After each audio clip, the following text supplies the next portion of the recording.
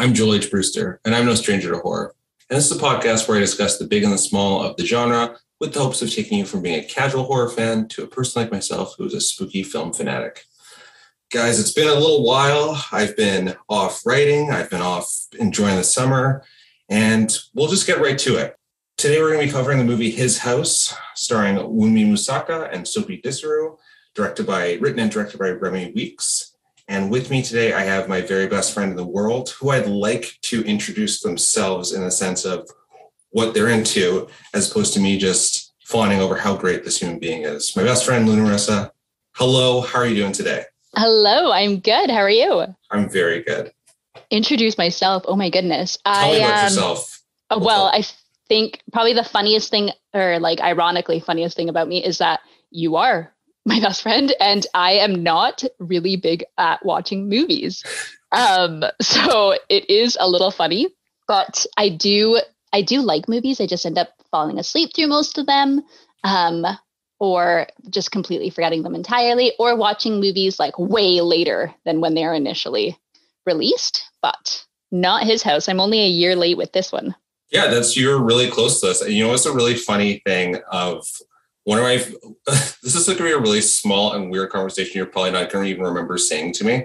I remember we went to go see the movie Black Panther, and we were in the theaters, and this is like one of those things, or I think I've told this stories to like numerous people when describing you, because it's like a really funny story to me. We're in Black Panther, and I'm like, hey, what have you seen lately? We're talking about movies. And you're like, I haven't seen anything lately whatsoever.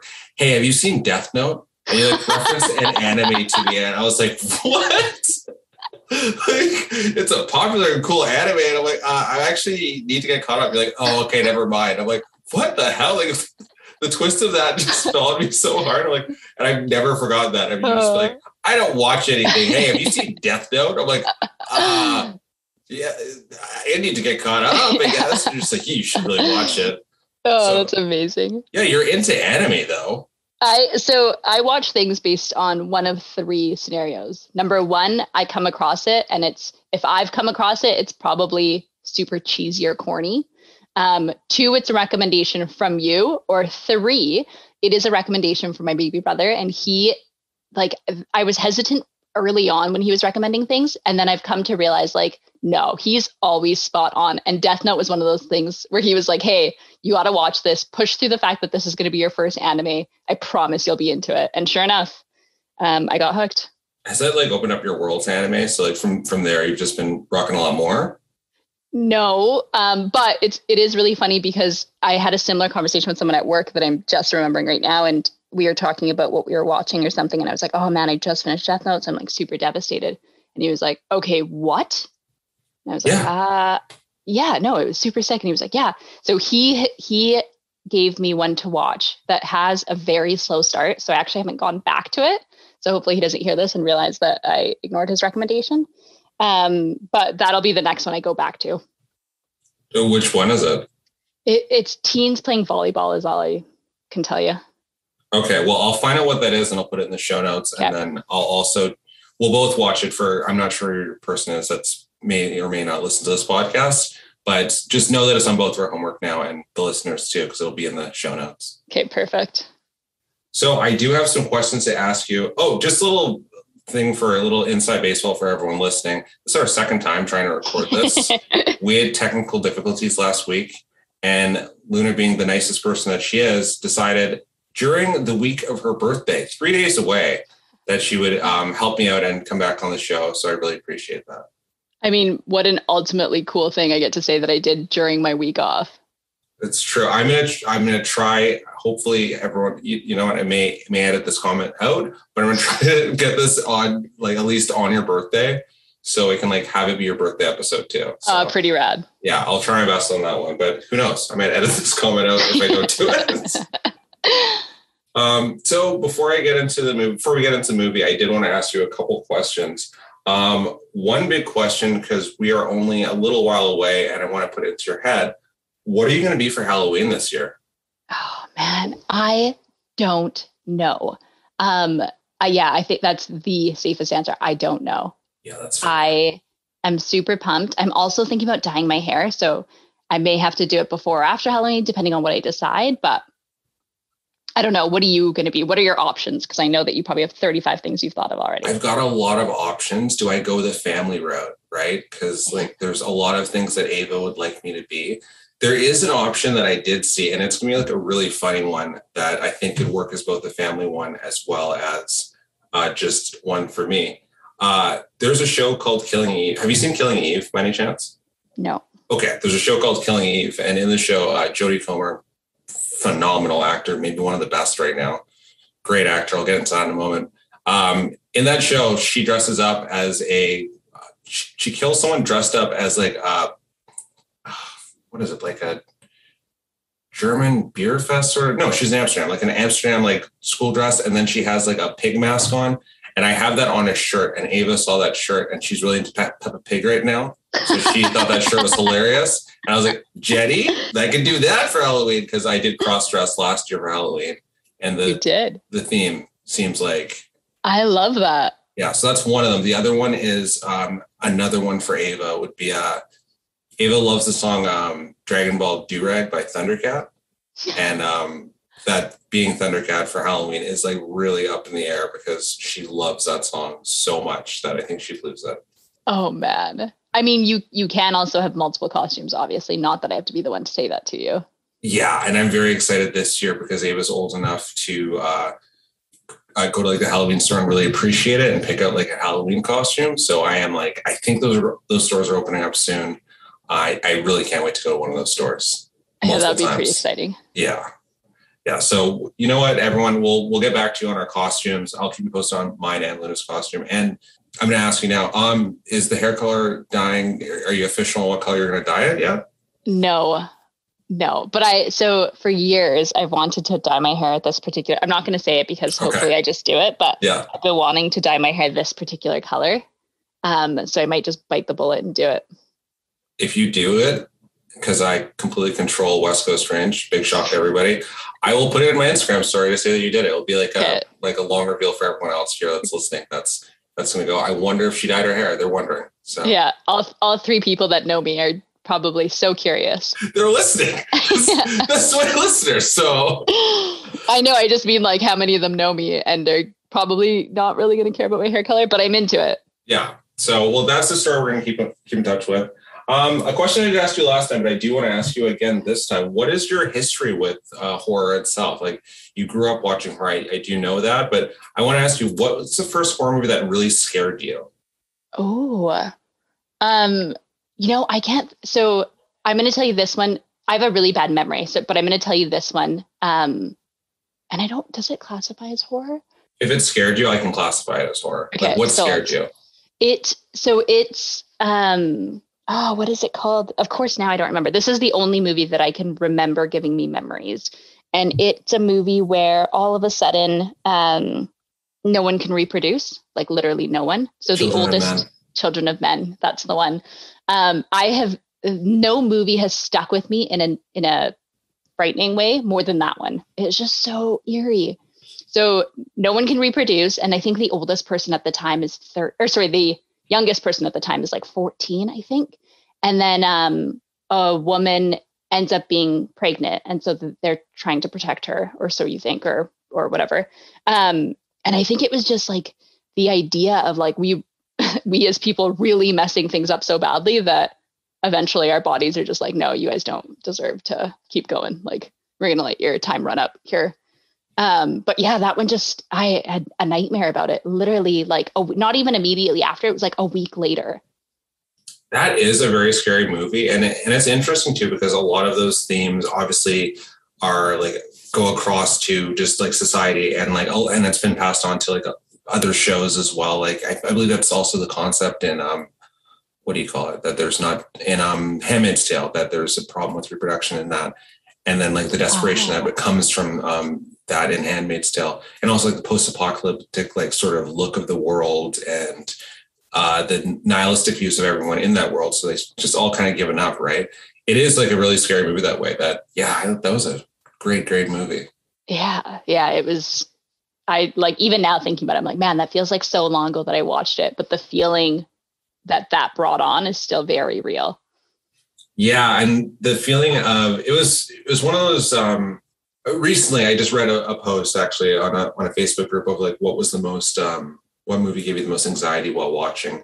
And I feel like that's like one of those movies that did that for me, because the whole time you're concerned for the main, spoiler alert for anyone that hasn't seen a movie that came out in 2004, I think. The whole time you're just watching Clive Owen like protect that young woman that holds like this baby. And it's really intense because it's like the last pregnant woman on the planet. And just a lot of that is really scary to see, like, if like, you know, if she dies and with everything that happens, and it's kind of the end of civilization. So yeah, that was really an intense movie. Yeah. And immigration, I think, is also a pretty big factor in that movie too. Mm-hmm. Which does tie into our movie His House with both factors. I do have some immigration questions to actually ask you, because I think this will, as we both immigrated here, did you have any preconceived notions of when you immigrated here of like how things were going to be, or were you too young to have like what thoughts of like what Canada kind of was going to be like? Yeah, I would have had no idea. Like I was so little, and I'm trying to think, my middle brother was 2, I think. Mm-hmm. So I don't think I thought anything outside of like, this is my family, like me and my family are going somewhere. I'd be surprised if I actually thought about like what I thought life in Canada would be like. Yeah, like how it'd be different. Yeah.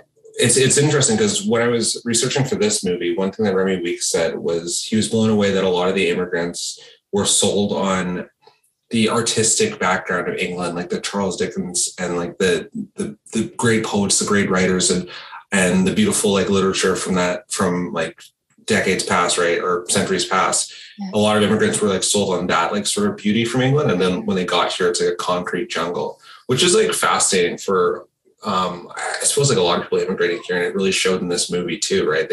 Except they kind of moved out of obvious desperation of a situation they're in, so I guess it wouldn't have that sort of rosy colored thing. But even the house they got put in was just the worst state ever. Yeah. Do you remember if you came to Canada thinking or expecting something?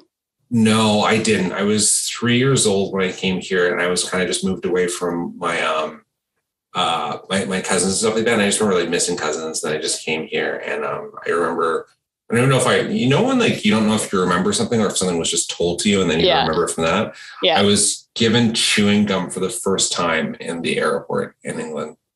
Or sorry, in Canada, in the Canada airport. And that's like one of the first what you remember. Yeah. That's funny. Yeah. Do you remember the flavor? I don't remember the flavor, but you know, it's weird. Like, I don't think I had even candy before that point, but like, if you know me now, yeah, I love candy. Been a little while since you could say that you don't have candy. Exactly. It was a slippery slope, and now I love candy. So it all went downhill. That one time at the airport. Another question I actually have, and like this is, I'm not sure how this will tie the movie, but just an immigration question here is having family that lives outside of Canada, whether because I know you do, whether they live in Eritrea or they live in like other like the States or anything. Do you have any family that have like weird perceptions of life in Canada? Because I do. I was just wondering if you do too, because I have. Yeah, you know what? I think, and not necessarily weird, I guess, depending on what part of Canada you're in, but amongst my family, Canada is definitely like where we're nice, obviously. It's really cold is obviously a part of it too. And you're like, no, actually Victoria's just fine. And trying to think of like so a lot of my cousins are in the US or in England or Eritrea. And I think, what is it? There's something else that we always go back and forth on. But yeah, kindness, weather, and shoot, it's gonna drive me nuts that I don't remember. My cousins, the animals thing is really weird for them. My cousins are in England, and one of my cousins said, okay, this is a little ironic because of who I am as a person right now and what I have in my position, but bear with me on this. One of my cousins said, isn't that the place where you guys have giant spiders like tarantulas? Okay. That's hilarious. I own tarantulas coincidentally. When I was asked this in 2011, I did not. And I was like, no, we don't have giant tarantulas. Like, what? That's such a weird thing to think. But now I totally do have them in my possession, but that's outside of that. But that's so funny. So weird, right? Like the giant spiders. But like, I guess because we have a lot of big animals, but like, I don't know. Like my family lives in England. We don't have foxes running around that just attack people randomly. Oh, we have coyotes, I guess. God damn it. Well, and it's so funny that it's just spiders were the really weird statement from her. I thought it stuck with me. Two giant spiders. Like, no, not really. Where'd you hear that? Yeah. I wonder if it was like, you know, a comment in a movie or. Yeah. What movie talks about Canada though? Yeah, true. Oh, you know what? The other thing that always comes up with my family is the like, and I think we've convinced most of them now, but it was like all celebrities and entertainers come from America. And I was like, are you guys crazy? There's so many Canadians that are in movies that you probably don't even realize are Canadian. Oh, 100%. That reminds me when I went to Brazil, and everyone listening, we're going to get back to the movie. Just bear with us here. When I went to Brazil, there was a whole conversation, and it's a conversation I'll never forget, where I was listing off Canadian celebrities. And at the time, no one knew who any of the celebrities were. And then I said, like, I was like, do you guys know who, like, this is a weird one to bring up, but I was like, do you guys know who Avril Lavigne was? The one celebrity they all knew was Avril Lavigne at the time, which is an old sentence, but still so weird to me. And I'll never forget it. Like, I was like, what? Like Jim Carrey? Like, no. And I'm like, what? Oh, that's hilarious. Skater Boy was just a hit. It was a smash hit. So, yeah. Toronto born. I think she's from Toronto. Avril Lavigne. Yeah, I don't know. Definitely Ontario, though, I think. Yeah, I think she's definitely from out that way. That's too funny. All right, Avril, you're our claim to fame. Yeah, you should hope she listens to this podcast. She might. I don't think so. I mean, she might. Hey, Biff Naked might, because she follows me on Instagram, so it's a possibility she may be listening to this. So, Biff, are you Canadian? She is Canadian, and no way. Yeah, and I loved her when I was younger, and I'm keeping this in the edit because I still think she's amazing. One thing, as you mentioned actually before, when I was talking actually about nightmares, when you mentioned like Children of Men being a movie that gave you nightmares, one thing that I found interesting about this movie was that in a way it's split into two movies for each character.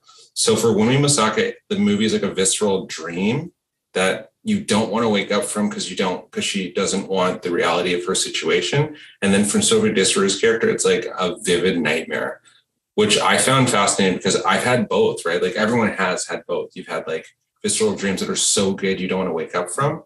And then you're like, oh, this, have you ever had that? Like where it's like a lucid dream where you're just like, oh, I know this isn't real. God, I wish I could stay here. Yeah. That's the worst. But I was wrestling with this. I'm like, I don't know who had it worse for these two characters. So I'm like, both those two things are just so tough. Like the nightmare when because Sophie Disseru's character does find out that the monster can't actually hurt him in this movie. And I found that I'm like, that's tough though. Like the fear of that is still so scary when you're in a nightmare, right? Like when you were having the nightmare of Children of Men, that still probably felt so real. But it's on par with the visceral dreams. So I found that like an interesting way that the director made like both really, really scary. Yeah, well, and like even it kicking off with his nightmare and him coming out of it, like trying to protect her, obviously, by being like, no, it's fine. Like, but I can't even remember what he says, but he's like clearly reliving it and then wakes up and tells her, oh, that he was dreaming of their wedding night, I think, right? Yeah. Even that feeling of like, oh man, that panic. Yeah. Yeah. Just like, I'm thankful that I don't have like really lucid nightmares like that, but like to even have that, like the screaming, like the night terrors of screaming and stuff like that, which is one of those things that I never really thought of nightmares that much in this context until recently, actually with my daughter, because Ava has nightmares. She's 2, right? So she'll have like nightmares and just be screaming at the top of her lungs. Oh. And like to wake up to that is like one of those things where I'm like, imagine being woken up to a nightmare where you're screaming at the top of your lungs and you're crying. I'm like, that'd be so tough. Like I feel so bad for her every time that happens. Like that's just the worst thing ever. Yeah. Well, and even like, even with lucid dreaming where you're like, I know this isn't actually happening. I know I'm dreaming. It still doesn't take those feelings away. No, like your body in its entirety, like the same thing what happened with Sophie Disseru's character is like his body in its entirety felt like it was going through those things, like to the point that like it wouldn't like the I want to say it's a witch, like demon, the monster, Yeah. really kind of showed him it's like, yeah, even though I can't touch you, it doesn't really matter. I can live rent free in your head and just make your life terrible.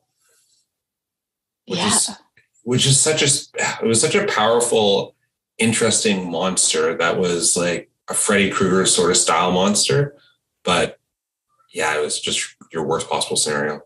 Especially since they'd survived such physically difficult things too. Like you would think, okay, the physical struggle is over, so everything else has got to be easy peasy. Like, you know, we've done the actual hard part. But it's like, no, you can be tormented.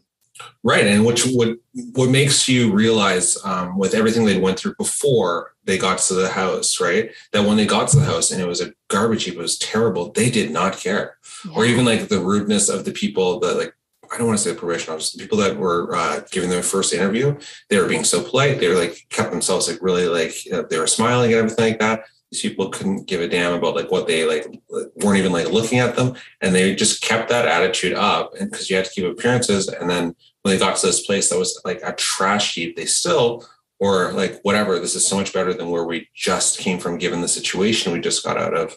And then to like live through the ghost, and what a battle. Yeah. And then you almost wonder, like, what battle was harder? Yeah. Well, the thing is that you can almost, the thing I'd say is that the battle they came from would still be harder because it's what kept them being used against them. Like the ghost wasn't giving them new fears. It was giving them like fears of the past. And like, that's how bad they were. When the ghost can do whatever you wanted, really. Yeah. Yeah. It would be so hard to continue, I guess, especially before they kind of acknowledge and accept. It would be so hard to continue battling demons that you're not even willing to acknowledge. Yeah. Yeah, that's what makes it such a scary movie. It's really just a haunting, everything about like, and I believe I've said this before, but like the concept of the movie works either way, right? Like you can remove the ghost element of it, and it's still such a scary, eye-opening movie. It's one of those things too that I feel like that given what's happened in Afghanistan this past little while here, that I feel that if this movie were released this week, I think that it'd be looked through with different eyes, even though like the atrocities that happened in this part of Africa, that are happening at times, that I feel like it's one of those things, right? It's just like when you visually have it like bombarded in the news of like similar situations, like the plane, you see everyone jumping on the plane, and then you see in this movie with everyone trying to jump on the car, that you just kind of, it puts you in that place, right? Like it just kind of, you really can viscerally see it. Yeah. And you can almost feel the desperation in each action, like trying to get onto a packed bus, that panic is there, that like survival kicks in with, you know, and you don't even have 2 seconds to think about what's actually happening or, you know, strategize a real plan. That's what was really interesting about this movie, is that you could see where Wunmi Musaku's character was mad at her husband's character, and it was understandable. But the desperation of it all is just like, you're kind of put into his shoes. You wouldn't, I couldn't really see myself doing something different, but feeling wrong about it. Do you know what I mean? Like I felt like really bad for like what he did, obviously, but. It was a very interesting way to unfold the story, I thought, because it took its time to get to that. And I really thought it was something really different happened that caused them to have this monster following them. Yeah. Well, and I think also too, the idea of like him acting as the provider, protector, like there was no other decision for him in that time. The fact that he was able to come to such a quick decision to then save their life is heroic. It just obviously, because we know how it goes, you know, there is an element that doesn't feel so heroic about it. Oh, absolutely. And the thing that worked with this movie so well was you could remove the ghost in the sense that it could have all been psychological, and this could have been a movie about survivor's guilt, which I'm sure a lot of people have in this situation would definitely feel like, why me? And like, you're gonna have to relive the situation of like what you did to survive and like how you survived. So yeah, definitely a tough and very interesting watch. One thing I definitely wanted to talk about too was the scene that really stuck out to me, and I talked to you about this before, is when she's lost in the city. Oh yeah. Yeah. And she gets lost. First off, she's given like a paper map, which you give me that right now. You could literally give me a paper map of my own block. And if I had to follow this paper map of my own block, I'm going to get lost because I'm that type of person. I'm the person that was definitely born in the right decade because I have such a reliance on technology that I would need a map, like a paper map. I'm getting lost. You and me both. Yeah. So I felt really bad for her that whole time. And that was for me, one of the scariest scenes because the anxiety of that really stuck with me. Yeah. And I feel like because there was such a lead up to her leaving the house that we automatically felt anxious about her leaving the house. But it was like adding in the fact that she clearly gets lost and then has this conceivably reasonable or not reasonable, reliable piece of paper directing her. You're just like, oh, something is going to go wrong. And then coming up to a group of teenage boys.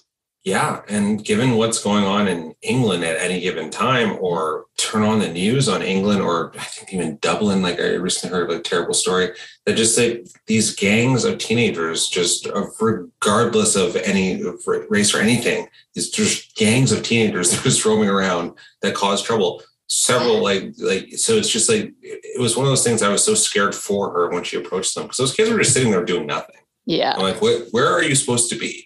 Like, you're not like, you're just sitting there doing nothing. Like, don't get me wrong. I've been a teenager, like hanging out with my friends, just doing nothing too. But like, it was a scary situation to watch her go up to those kids, but also to have her walking around in circles because those complexes are just absolute mazes. Well, and then relying on, these kids. I think also too, because they're wearing uniforms, aren't they? Yeah, they are. They're wearing school uniforms. Yeah. And there's something even about that like is calming because I think, and I mean, I should probably look this up before I say it, but I think in Nigeria, private schools also have uniforms. So there's probably, I said Nigeria, in Sudan, not Nigeria. Well, maybe Nigeria as well. But I think in Sudan that like private schools are also attached to uniforms. Mm-hmm. So you're already maybe feeling even more connected to these 3 Black kids that look like you. And you're expecting that there's, a bit of maturity and kindness because you know that their family's probably well off. So they're going to a nice school. And then just to still have such an uncomfortable and mean. So mean. Yeah. So mean, like racist, realistically. Like, I mean, and the thing is too, you actually brought a really good point. She worked at a school. So like, that would probably be I think that was a school. Oh yeah. That's like, that'd be like very eye-opening too, right? You're like, oh, great, students. I know students. I've worked with students. So you'd be kind of, and that's probably the first school kids I can think of that she'd seen since the obviously hard tragedy that happened to her before. So she's probably excited a bit. Like you could instead of being like the sigh of relief, right? Like, oh, kids, like you said, that like kind of look like me and they're in school uniforms. And then to have such a harsh reaction to that would just be really terrible. Yeah. And it's funny. I think we said this last time where it was really hard to tell if they were giving her, like the third kid that chimed in, if he was giving her the proper directions. Like it was really hard to tell until the next scene shows her at the clinic. Yeah. It sounds like he gave her right directions.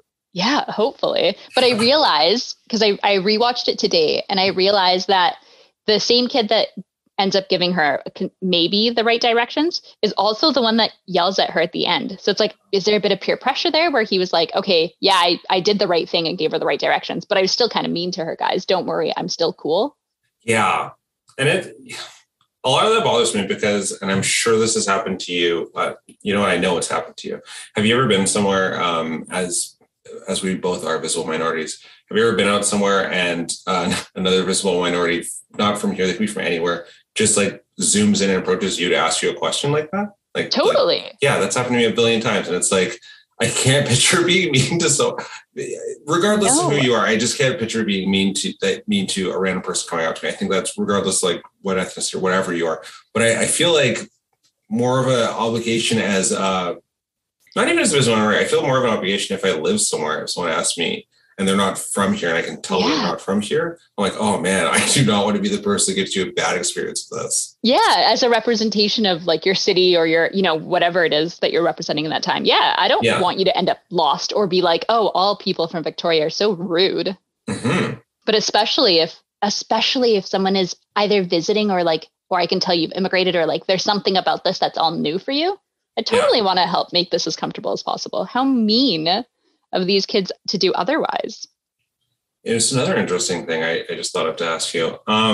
When you've gone back home to Eritrea, have you had someone come up to you that still thinks you live there until you started talking? Because this happened to me in Barbados. So I'm wondering if that's happened to you. Like someone just like, oh yeah, you're from here, and just started like talking to you about like whatever. Has that happened to you?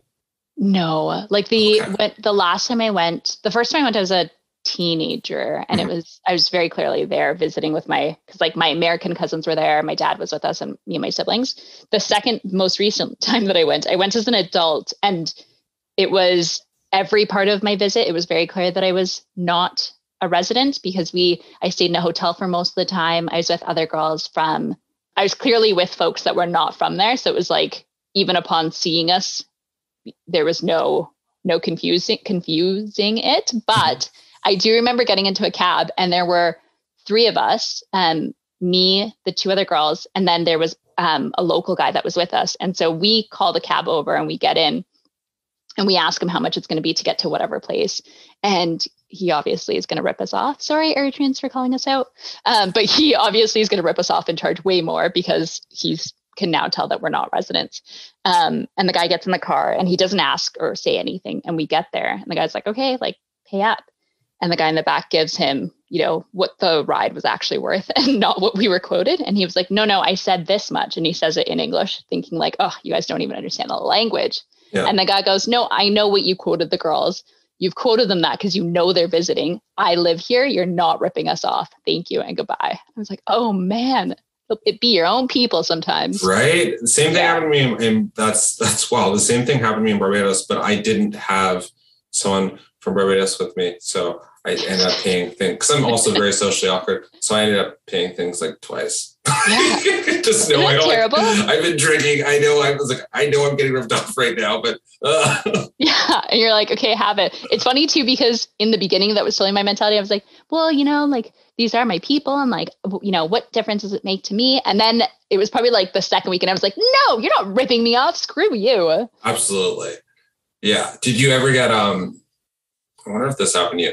Okay, when I was in Barbados, we used to have a lot of people come up to. I'd watch them. I'd watch them go up to tourists. Let me just preface this with anyone. If you're ever going to travel, I highly recommend going to Barbados. It's a very beautiful place. It's very affordable, and the food there is absolutely wonderful. What I'm going to say next isn't even that mean, but I just want to preface that with one of my favorite places in the world. So I used to see people on the beach that would like go to offer like buy like necklaces, whatever. And they would go to like each person, and they'd be like, oh yeah. And they quote on price and try to really sell them. And then they would visually, this has never happened to me before as a visual minority. They'd visually look at me, and they would think I was from there. And they'd be, hey, blah, blah. And I'd be like, I'm actually not from here. It was like, your family's from here though, right? I'm like, yeah. And they would like try to offer like a better deal. But it was like really interesting to be there and have people visually see my face and visually notice I was Bayesian, which I've never had happen to me culturally anywhere else in the world, realistically, which makes sense. Oh, interesting. Yeah.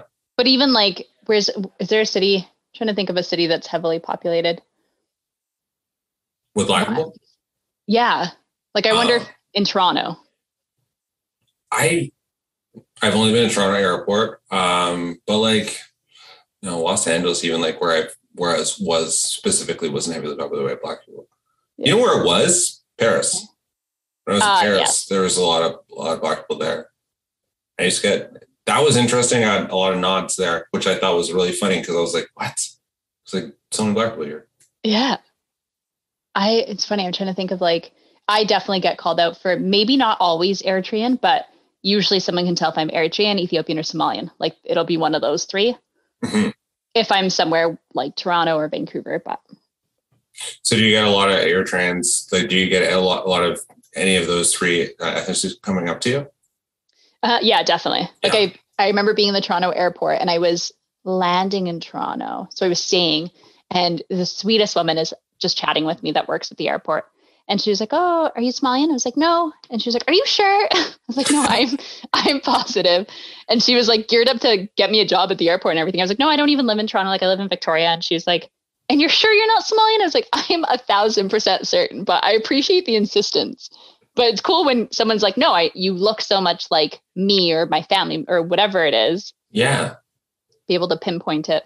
See, that's what makes that's what makes that scene so heartbreaking for me, right? Where she goes up to the kids, she's like, "Oh, those kids kind of look like me." And imagine if you were mean to that lady, or imagine if I was mean to those people that came up to me on the beach or Barbados. Like, that's something about that just really like sits with me like so wrong as one of the more jarring scenes I've seen in film in the past like couple of years. Well, and even them telling her to go, I think do they say go back to Africa or go back to where you came from? To Africa. And it's like, you guys, where do you three people? Like, what is going on for you three? But yeah, that it's interesting too, because before this we were talking about like the Black Lives Matter protests and such, and just like how we were affected by that. And it's interesting too, because I feel like this movie was a very interesting look at like race without really talking about it that heavily. It was a lot of microaggressions, which became the topic of like the Black Lives Matter movement. It was a lot of microaggressions came up as a topic too.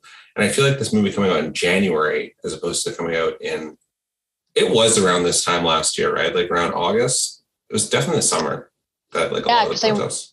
I want to say it started shortly after COVID did, or like maybe February, March.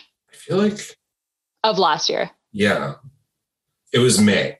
Right. Okay. So it was late. I think it was like May 2020 is when George Floyd was murdered. So it was obviously a couple months after that. I think the protests started happening, but like, so kind of the summer. What I was going to ask, because I told you, I was like, oh, hold on, I want to ask you something on air. And what I wanted to ask you was, during that time, were you asked a lot from people that were you told a lot from people that weren't Black things they were doing in order did that come up to you? Did that happen to you a lot? It's funny because I remember you saying you got a lot of apologies and a lot of like, hey, don't worry, I'm doing stuff. Yeah, I'm donating. I'm like, and like a lot of apologies. Like it was all in like, we're living in Canada. So like, it was all very well-meaning and very like beautiful sentiment. And like the people that did it are very like kind people that I'm still friends with and everything like that. But I did have it from people that I'm not friends with. And I felt that was like a little weird, but yeah, no, I got a lot of, which I don't know if it just speaks to the relationships I maybe have with the people, but it was a lot of like, hey, tell me about what's wrong with this situation, or, hey, I read this thing. Can you explain that to me? But I didn't get any apologies, and I didn't get anyone telling me like, hey, this is what I'm doing. I did have a really good, and I know he's going to listen to this, but I did have a really good, passionate conversation with a really close friend of mine. And it was a heavy conversation, because I think it's something to obviously keep up with the news and read things, and you look to different people that are in the public eye that are speaking about it, and some things may resonate with you.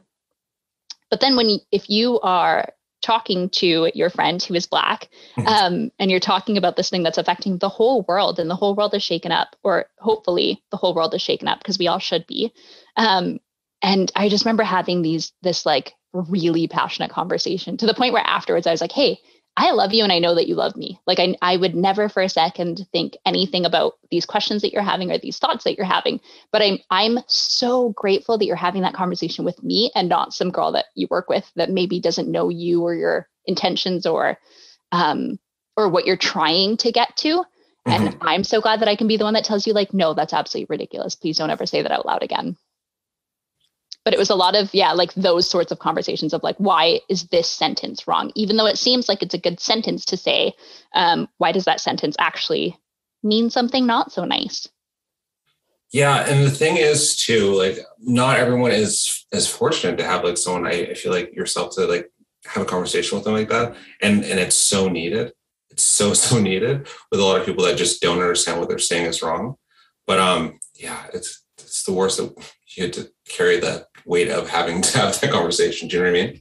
Yeah. Well, and it wasn't like I it's an easier conversation to have with people that are close to you. Yes. It's a bit harder when you're trying to tread this. And it's like the same thing that we talk about just in general, where there are these stereotypes. So you don't want to, you're so cautious of them. And so you're trying to have these conversations without like coming off as like the angry Black woman or, you know, someone that's just screams race or whatever it is, right? Whatever those comments are that can come of it. But you're having this conversation with someone that doesn't know you well enough to know like, oh, you are just passionate. That's what this is. This is an anger coming at me. Or, you know, these are lived experiences, not just you defending all Black people against all non-people of color. But yeah, you know what? And that really does tie into this movie in that sense. That's a lot of Sylvia Distor's character, the husband's character, throughout this, you could see him holding in a lot when he was visually out. He had to hold in a lot of like rage or like confusion or anything he had in the situation when he was talking to like the people with the house and everything like that, because he didn't want to come across as like angry or violent or jeopardize situation, because that's kind of what they thought of him, or at least the perception that I think he'd be within the right perception he didn't want to put out there into the world, because you don't want to be that stereotype. Well, and like, yeah, just following all these rules, trying to make sure that they're one of the good ones, whatever that means. Yes. Which was a very clear comment that was put out there. I thought this movie just nailed it. I really did. I thought that it was, to your earlier topic of, I'm trying not to say the person's name, to your earlier topic of having a passionate conversation with your friend, that I feel like movies like this, I feel like movies like Get Out, I feel like a lot of these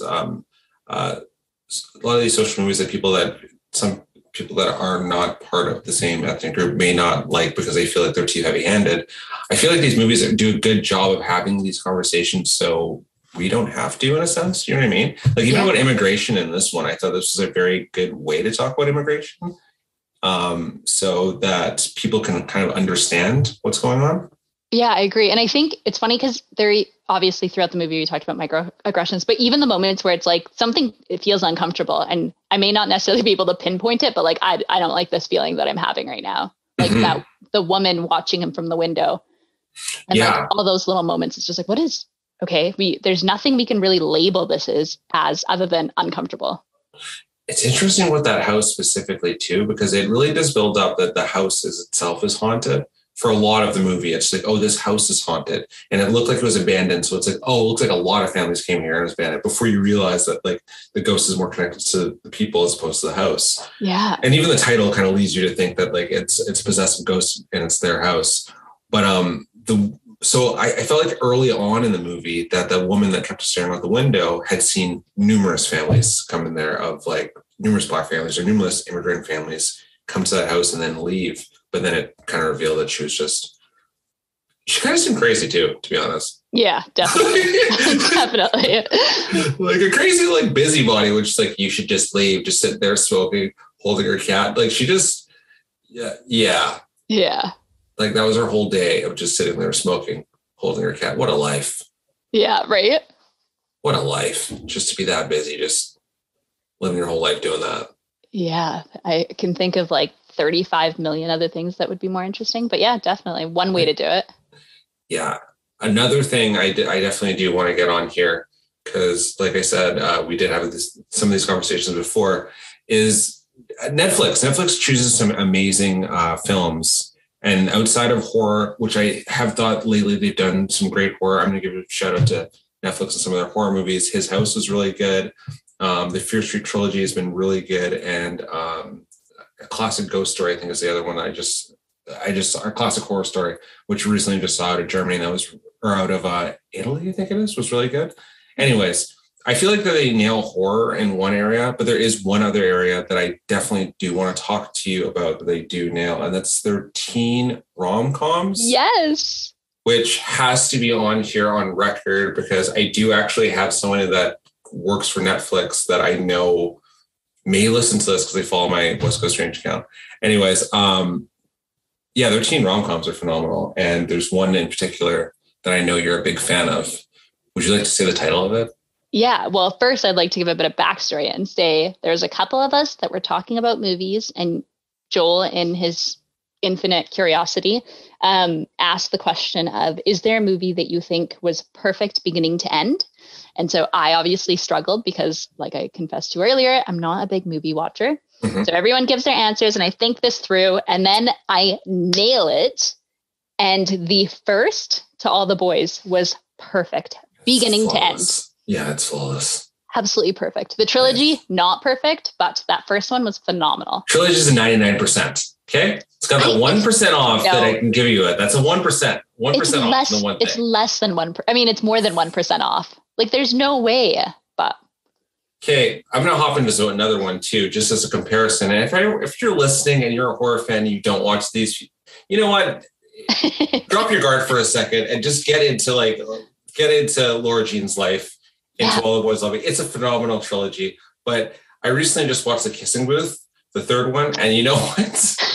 Those are like the demon, like opposite of these movies. Those are the opposite. Have you seen those three? No, I haven't. But it's funny because I saw you posted on Instagram, I think, and I thought, oh wow, I can't believe there's 3 now. I should totally watch it. Oh, have you seen the first one? No. They're so bad. I want you to, you've got time off right now. And if you're listening to this out there and you have some time to do a comparison of watching 16 rom-coms, if you have this time, watch them like back to back, because I think that like The Kissing Booth, I truly do believe they're like the evil version of the To All the Boys Love Me trilogy. It's like everything about them is so toxic and wrong, and they make me so mad.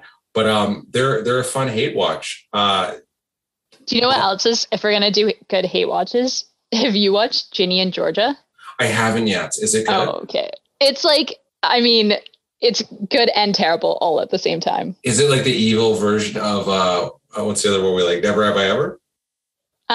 It's definitely not that at all. Okay.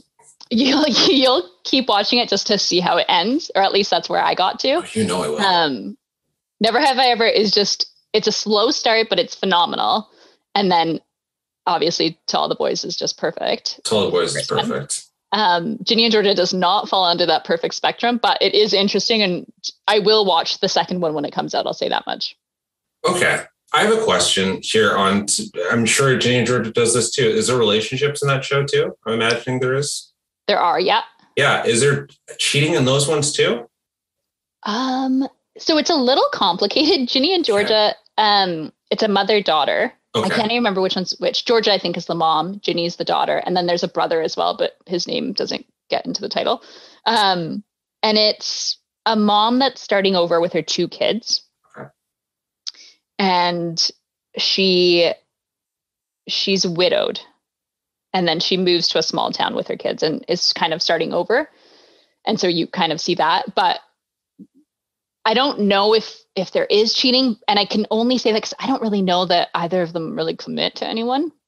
Okay, well, I don't want you to get into it further just because now I really want to see it. Yeah. This is even for our listeners that I don't want to spoil it for. You guys can get stuff spoiled, but I really want to see the show. So probably more on the next episode on whether or not I saw that. But I can't wait to hear. I will have hot takes on that, I'm sure. Yeah, I'll end this topic in 1 second, but the girl that's actually in the other show in Never Have I Ever, which if you're listening to us, you should watch that too, because it's really good. That's a good series. The main girl's actually Canadian. So no way. Yeah. Debbie. Awesome. That's not her real name, but she's Canadian. I just found that out, which is amazing. Yeah, that's really cool. Yeah. That show's amazing. I really like her. I think she's great. I think screw it, I'll just say it. I think the age difference between her and the main guy is not ideal, but outside of that, the show's good. I'm going to look that up right after this now. Yeah, it's better in the second season than it was in the first season, where Netflix, you should really consider some things, because what the hell? But I can't wait to look it up, but I can only imagine. Yeah, what the hell, Netflix? If you guys are listening to this, first of all, buy my movies, but second of all, what the hell? Yeah, buy his movies and then make sure everyone's age appropriate if there's any sort of chemistry. Yeah, but truly, I do think that one thing I do like about Netflix is a streaming service, and I don't work for Netflix yet or anything like that, But I do like that they are choosing these interesting stories from like all over the globe, but also a lot of representation across the Netflix movies. Like His House is one of those films that I would have loved to see in theaters, and I would have loved to go to theaters, but I know they're not going to put in theaters because they have to save room for 10 Fast and the Furious movies, or like The Rock movies, or another movie about war. Or another movie about war. Huh. Yeah. We're getting really deep now. But yeah, anyways. I would say never have I ever. Hey, and you know what? We've circled back to immigration because they immigrate from India early on in that movie. It's a very important part of Never. That's another thing actually really I liked about that. It was weird when I was watching His House. I thought that was interesting between Sophie Disser's character in His House and the dad in Never Have I Ever. Just the joy of the possibility of living in England in His House, and LA in Never Have I Ever. I like that. I like that joy of possibility that I think my dad really has too. It's funny. I was just going to ask, do you know who sparked immigration between your parents? Oh, I think it was my mom. I think it was my mom. My mom came here because my mom has a sister here.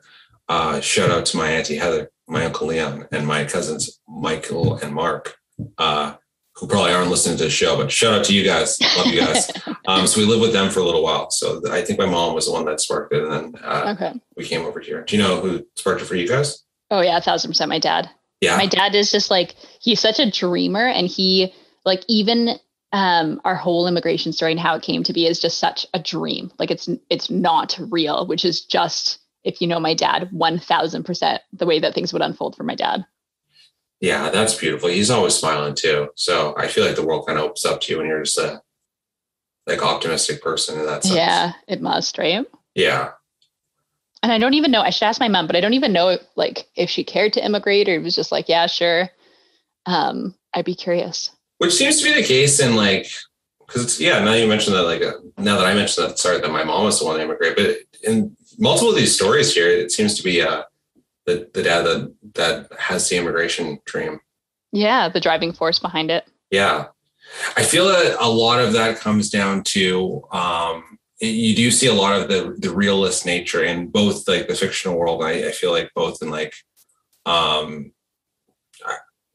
that's just a lot to put on women. I was going to say, you said realistic, the more the realistic nature of like the less dreamy nature. I was like, that's a lot to put on women though. I was like trying to rephrase that, but in the context of these fictional stories, that's what seemed to happen.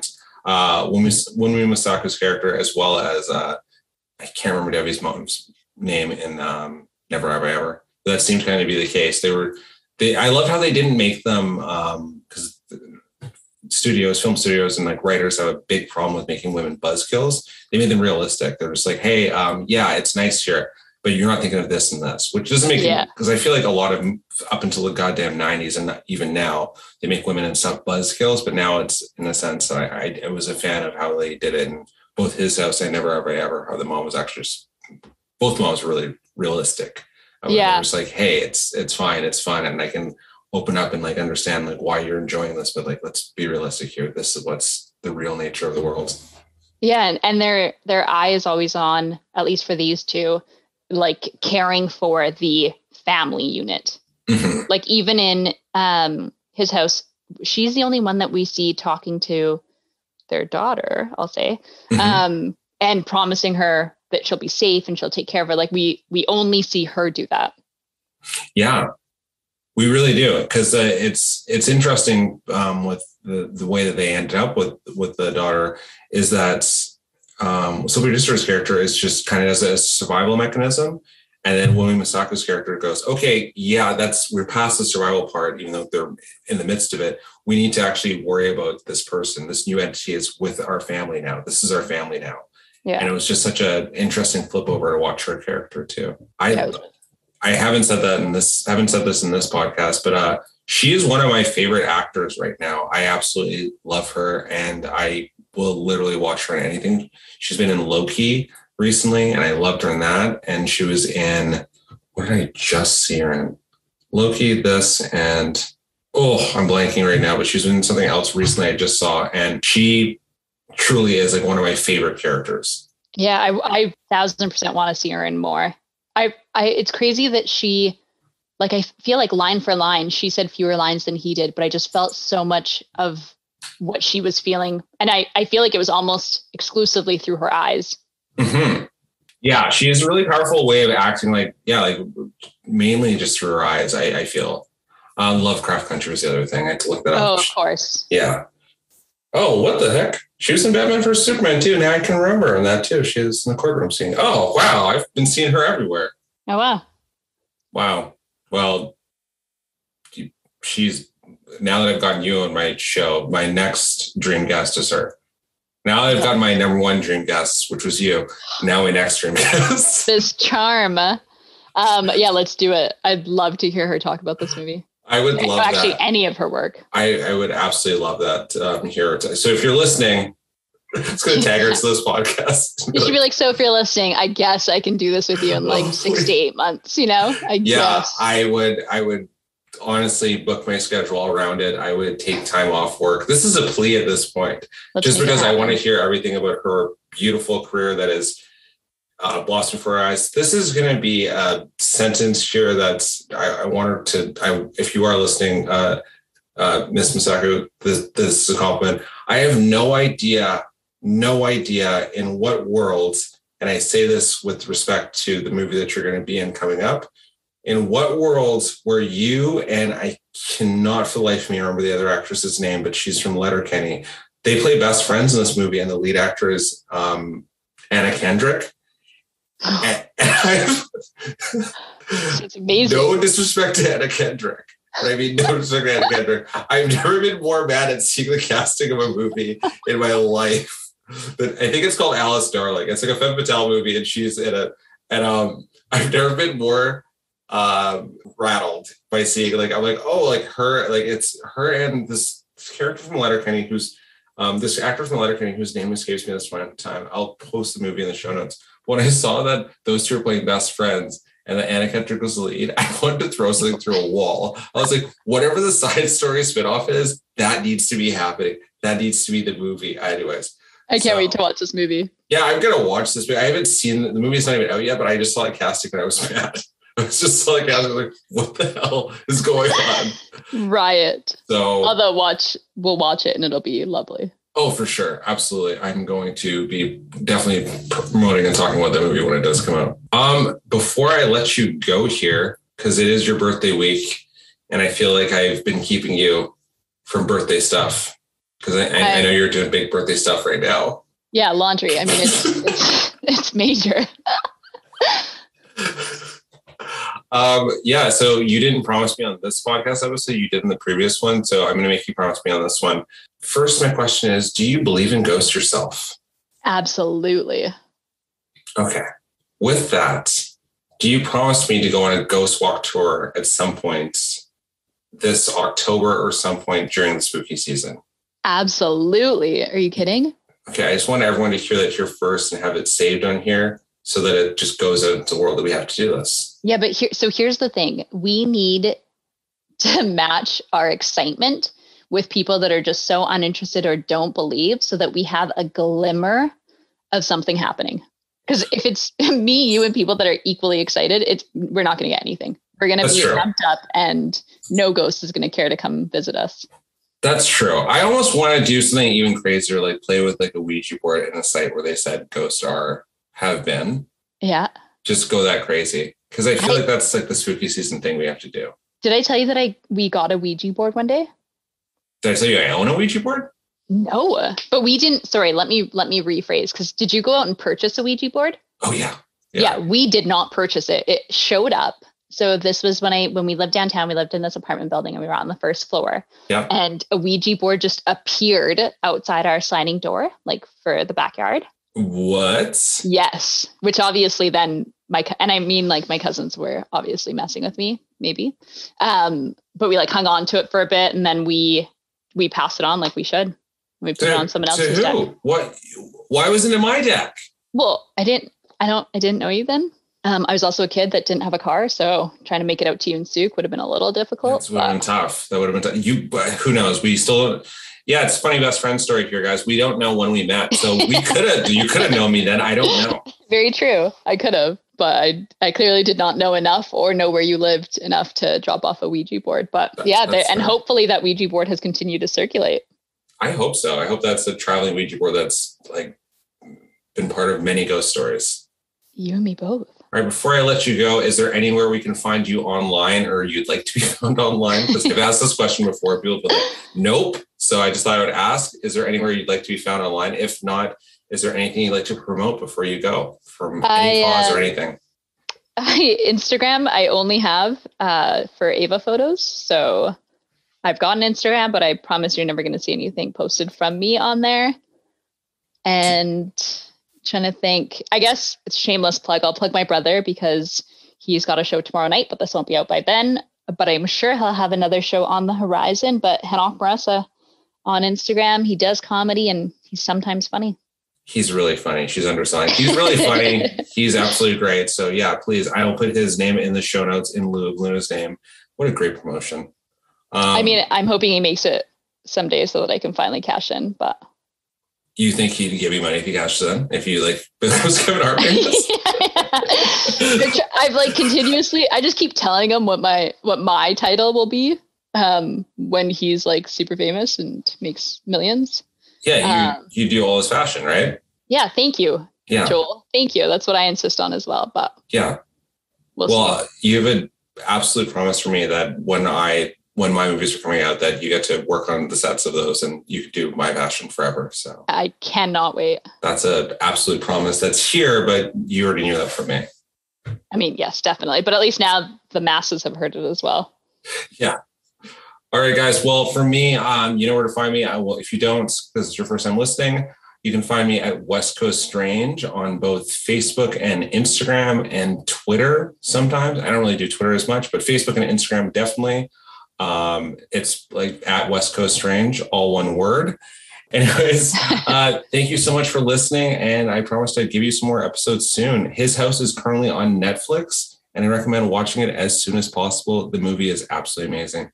Luna, thank you so much for coming on the show. I really appreciate it. Absolute pleasure. Thank you. All right. Bye, everyone. Mm-hmm.